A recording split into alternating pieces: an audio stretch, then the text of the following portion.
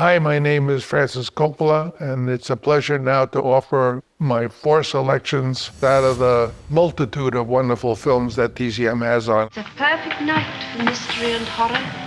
The air itself is filled with monsters. The Bride of Frankenstein is interesting to me because if you know anything about Mary Shelley's Frankenstein, you know about the famous time she and her husband and 2 friends went to the Alps and said, oh, let's all make up ghost stories. And the story of Frankenstein that she wrote was her contribution to this experience in the Alps. And Elsa Lanchester also plays the Bride of Frankenstein in an unforgettable way, that image of Elsa Lanchester. So that I think the Bride of Frankenstein is worthy of seeing because it did tell that story.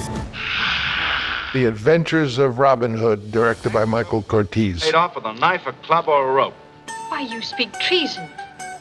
Fluently. And as a kid, I loved Robin Hood. I loved Robin. I loved Errol Flynn as Robin Hood. I loved Olivia de Havilland as Maid Marian, Friar Tuck, and I loved Little John, and I loved Will Scarlet, who was played by a guy named Patrick Knowles. And they were all so wonderful, the casting of Robin Hood. But in addition, I remember when I was a kid in our Encyclopedia Britannica, under the section Motion Pictures, was a whole half a page about Robin Hood and how it was made. And I used to pore over, anyone who has an old Encyclopedia Britannica, look under Motion Pictures and you can, as I did as a kid, just drool over those pictures of scenes of Robin Hood. Also, I must say that Olivia de Havilland, who was just a wonderful, beautiful actress, lived in Paris up until almost being 100 years old, and she loved champagne. And I heard that, and I wrote a fan letter to her, me and my daughter Sophia, and we sent her some champagne, got a letter back from her that she would enjoy it. I'm afraid of nothing, least of all of you. Good. And come with me.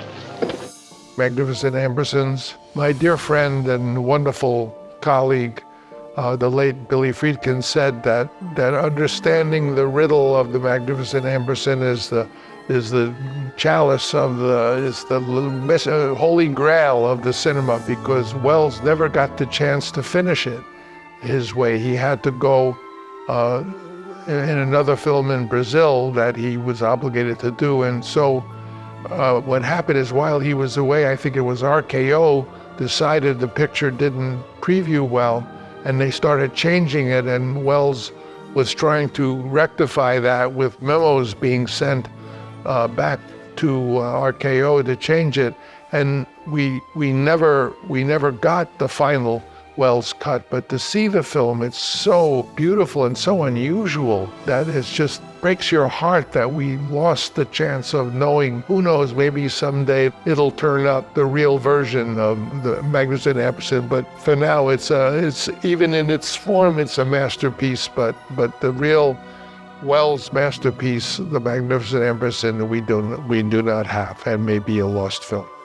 Black Orpheus, how can you describe? This is the Orfeo legend, all set to samba in Brazil. It's just beautiful, and its music and rhythm just never stops in your head. And that's a memorable, wonderful, wonderful film.